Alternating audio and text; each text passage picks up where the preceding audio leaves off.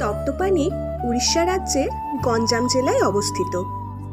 এটি বিশেষভাবে জনপ্রিয় প্রাকৃতিক উষ্ণ গন্ধক জলের স্নানাগার হিসাবে। এখানে দেবী কুচিন্দা ও শিব ঠাকুরের একটি মন্দির আছে।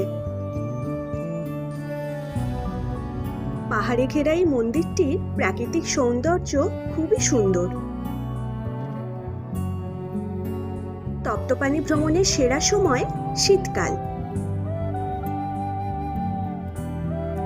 এর নিকটবর্তী রেলওয়ে স্টেশন ব্রহ্মপুর বা বেরহামপুর, যেখান থেকে তপ্তপানির দূরত্ব প্রায় 50 কিলোমিটার।